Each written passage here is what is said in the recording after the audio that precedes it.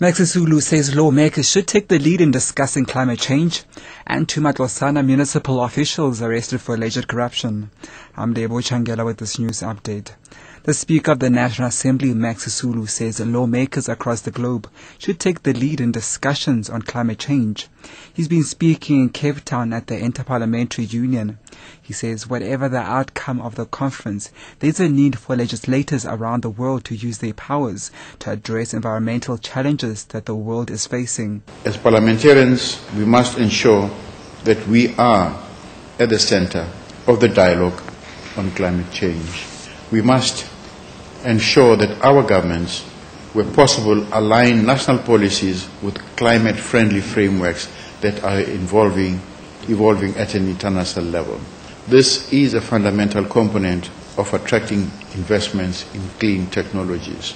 Two officials at the Matlotsana local municipality in Klerksdorp in the northwest have been arrested for alleged corruption.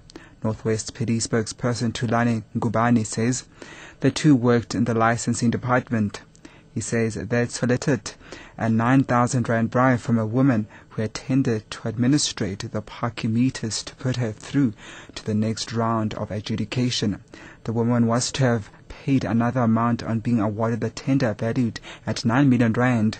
However, she reported the matter to the police. A trap was set, and the two men were arrested when she paid them 5,000 rand. The suspects are expected to appear in the Klerksdorp Magistrates Court on Monday. A 44-year-old man has been arrested in Nongoma for cultivating dagga.